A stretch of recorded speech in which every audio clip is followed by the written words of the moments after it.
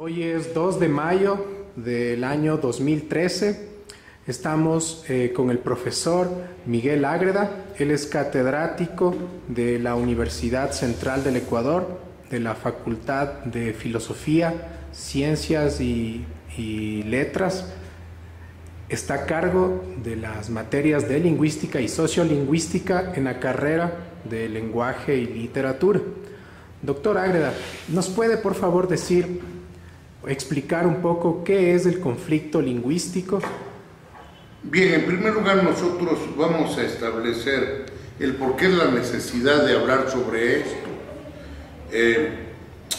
Cuando en sociolingüística se habla de contacto de lenguas, hablamos de habitantes de diferentes comunidades lingüísticas que usan el mismo territorio geográfico. Y es evidente que cuando se producen estas situaciones existen imponderables que hacen posible que esos grupos entren en conflicto. Le voy a explicar, por ejemplo, el hecho de que en España, en donde además del español se hablaba el catalán, el gallego y el vasco, se hablan el catalán, el gallego y el vasco, entraron en conflicto luego de que el general Franco en 1939, al triunfar en la Guerra Civil Española, lanzó un edicto en el cual él prohibía terminantemente que catalanes, gallegos y vascos usen su idioma. No lo podían usar ni en el periódico, ni en el sistema educativo, ni en la radio, ni siquiera en forma pública para expresar sus canciones de tipo popular. Es decir, se satanizó, se humilló a diversos grupos que no hablaban la lengua mayoritaria. Eso es lo que se llama conflicto lingüístico. Pero el conflicto lingüístico que se presenta en España tiene características un tanto diferentes, por ejemplo, al que se presenta en Turquía, dicho con mucho respeto, cuando allá 12 millones de kurdos no tienen tampoco la oportunidad para expresarse en su propio idioma, respetando mucho el criterio de los amigos turcos, que tengo algunos, y sin inmiscuirme para nada en situaciones de tipo de orden público, que eso no me compete. Sin embargo, yo creo que a Turquía le iría mejor si es que la lengua kurda es respetada y se produce una ampliación del espacio político y público para que se manifiesten en esa lengua. Casos, por ejemplo, como el de la lengua guaraní en el Paraguay, o casos como el de las lenguas amazónicas en proceso de extinción, tanto en el Brasil como en Perú y Colombia, nos hacen ver que esos indígenas, esos hablantes de las lenguas tradicionales, de las lenguas históricas o de las lenguas prehistóricas, sean personas que constituyan o devengan en ciudadanos de segunda clase. El conflicto lingüístico, en términos teóricos, es un conflicto social en el cual una mayoría que habla determinado idioma obtiene ventajas y reprime a una minoría que habla otro idioma o que hablan otros idiomas, produciéndose desde luego desajustes en cuanto se refiere a los derechos humanos y a los derechos de igualdad. Doctor Ágreda, ¿puede por favor explicarnos en qué consistiría el conflicto lingüístico en nuestro país? Bueno, aquí hay en el Ecuador existen 12 lenguas ancestrales. Dos de ellas no están en peligro de extinción. El quichua, que de acuerdo con el último censo lo hablan cerca de 500,000 de personas, y el Shuara de nuestra región amazónica, Zamora, Morona y Pastaza, que lo hablan un poco más de 40,000 hablantes. Hay otras 10 idiomas más que están en peligro de extinción porque su número de hablantes es inferior posiblemente al de los 2,000 individuos. Le hablo del Zafiquí de Santo Domingo de los Colorados, de los Áchilas. Le hablo del Aguapit, de la región de la costa del Carchi, parte de Esmeraldas, de los Aguacuayqueres. Le hablo del Chapalapa de Esmeraldas. Le hablo del Ciona, Secoya, Cofán, en las provincias de Morona, Sucumbíos, Napo. Le hablo del Zápara, que tiene apenas 39 individuos que lo utilizan todavía. Y le hablo también de las lenguas de los Huauranis, Tagaire, Tabromenane. Hablan prácticamente el mismo idioma con diferentes dialectos. Son lenguas posiblemente de origen caribe, y que solamente por el hecho de determinar su inequidad frente al aparato estatal, prácticamente están en desventaja. Vamos con el quichua, que todos sabemos que fue traído por los incas, posiblemente en la década de 1480, en la conquista incásica, aunque ya se hablaba algo de quichua en el sur del Ecuador debido al comercio con ellos, pero fue impuesto a partir de la conquista de ellos, que dura más o menos unos 50 o 60 años y se extiende sobre todo por la sierra hasta el área de Imbabura. Yo quiero manifestarle puntualmente lo siguiente. Una indígena que habla quichua, acá en el Ecuador, y que quiere contraer matrimonio con un indígena que habla quichua, la ceremonia se la hace en español, lengua que o que desconocen o que la entienden a medias.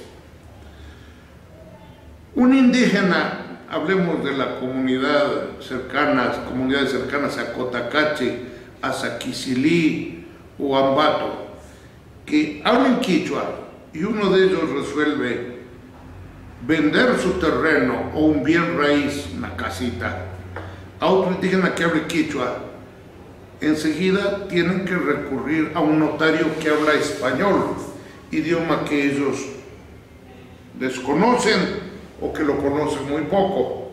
Igual cosa podemos decir de un indígena de Ambatillo o de un indígena cercano a Tuntaqui, que vive cerca a Otavalo o a Tuntaqui, y que requieren los servicios de un hospital civil, atención médica.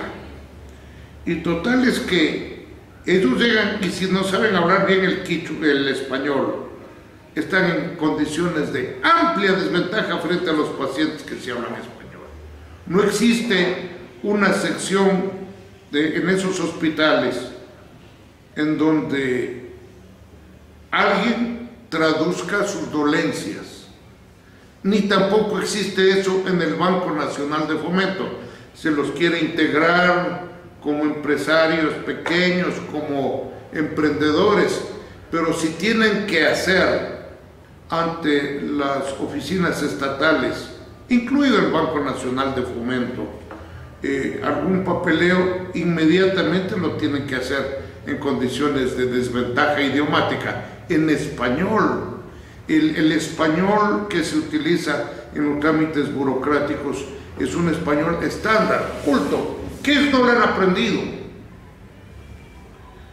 Igualmente podemos hablar del indígena que quiere divorciarse o aquel que ha sido sometido a un proceso de juzgamiento en un juzgado penal y que tiene que escuchar todo el proceso en un idioma que él no comprende.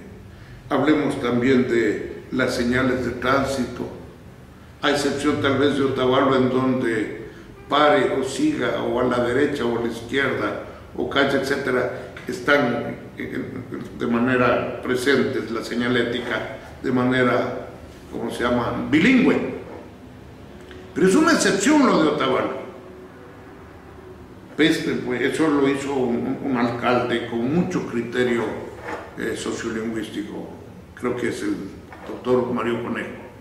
Pero en términos generales hemos preparado a ciudadanos de segunda clase, hemos reprimido sus derechos lingüísticos como minoría durante más de 100 años en la República, mucho más, y se lo continúa haciendo. Es decir, no es un problema del actual gobierno que lo ha creado, ni mucho menos, pero a mí personalmente me gustaría mucho que, por ejemplo, en la ley ya se incluya aquella posibilidad de que los hablantes quichuas tengan asegurada su educación intercultural bilingüe durante el primer año, por ejemplo, todo hablante quichua, y que los 400 y pico de centros poblados rurales, parroquias rurales, en donde hay por lo menos un 10% de hablantes de quichua, que tengan un teniente político bilingüe, ¿sí?, un teniente político bilingüe para escuchar sus quejas y sus reclamos. Yo creo que eso es una solicitud que cae por su propio peso en cuanto a racionalidad y en cuanto a equidad lingüística. ¿Qué contradicciones genera este conflicto? Bien, yo creo que si he hablado del quichua, en el momento en que usted se habrá dado cuenta, el momento en que en su relación con el Estado, en su relación con las normas legales que llevan a la convivencia con otros grupos que hablan el español, el quichua está en desventaja. Está en desventaja y prácticamente sin querer hemos creado un ciudadano de segundo nivel. Y también se puede decir lo mismo del Shuara. Yo creo que unas tenencias políticas en Shuara. Yo creo que hospitales en donde haya secciones de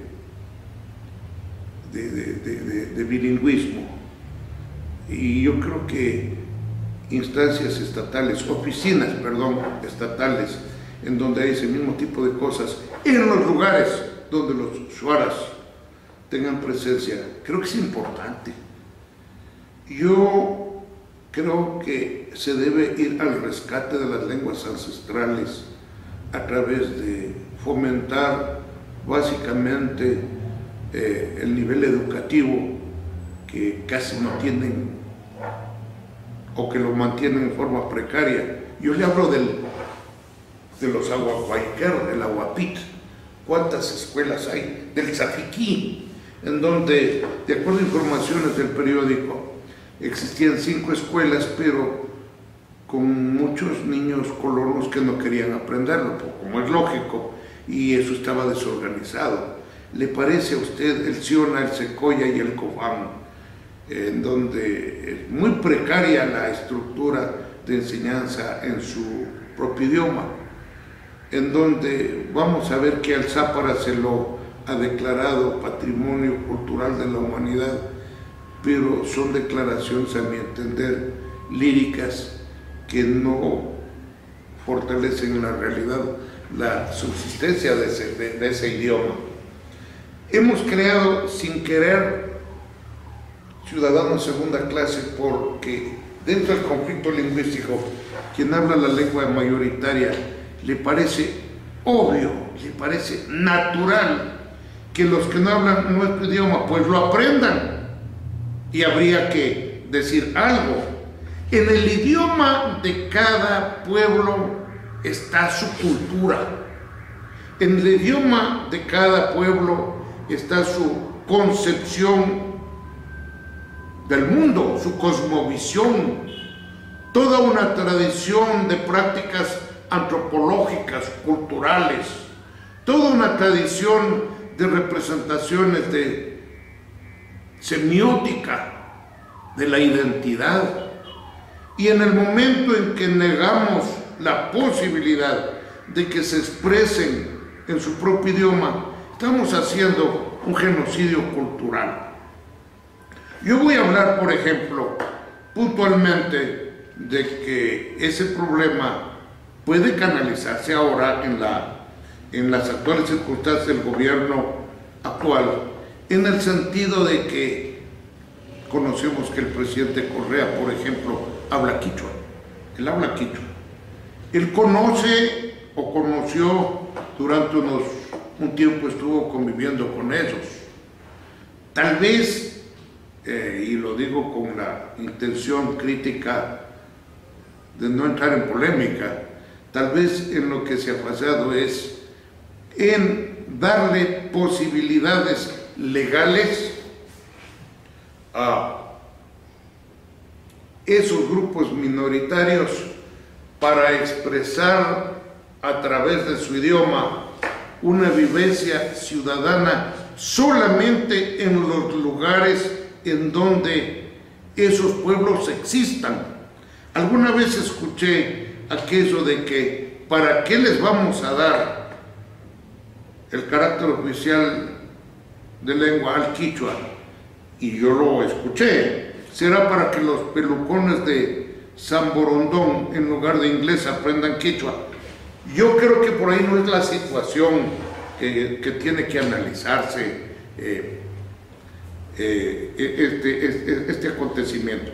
Tiene que irse por otro lado, pues, por el lado que tiene que irse. El inglés se seguirá aprendiendo, claro, es la lengua franca del mundo y hay que preparar mejores cuadros y profesores para enseñarlo y fomentar, creo yo, el fortalecimiento de las maestrías en lingüística aplicada al teaching, que en el Ecuador apenas hay una en la central, en nuestra escuela, en nuestra facultad, y que apenas tiene 2 años de funcionamiento y que desde luego es bastante cara. Pero también se tendría que hacer, propongo yo, a más de esos esfuerzos por legislar en favor de los derechos de las minorías lingüísticas, también se tendría que fomentar por parte del Estado instituciones en donde se dignifique la cultura de quienes hablan lenguas ancestrales, se haga estudios en su propio idioma y también que se hagan una serie de reglamentos para que sea posible que la vivencia del idioma de la lengua minoritaria no sea un esfuerzo en donde se note poco a poco su extinción, sino más bien un emprendimiento por sacar adelante toda su cultura a través de la conservación de su lengua. Tengo entendido, para finalizar, que en la nueva ley de medios se habla del 33% de entrega de las frecuencias para la radiodifusión a las radios comunitarias. Sería bueno organizar allí, muy valioso desde luego, sería bueno organizar no solamente programas en lenguas ancestrales, sino también el reconocimiento que les lleve a su autoestima y a exigir de la manera más democrática, más civilizada, que les lleve a pedir sus derechos, a que sus idiomas puedan coexistir en un mundo hoy bastante conflictuado por divisiones. La entrevista ha sido realizada el día 2 de mayo por Diego Valencia, estudiante del 5º semestre paralelo B de la carrera de Lenguaje y Literatura, en el marco del fin de mi ciclo. Y bueno, agradecemos al doctor Ágreda por habernos dado toda su explicación. Hasta la próxima, doctor Ágreda. Muchas gracias.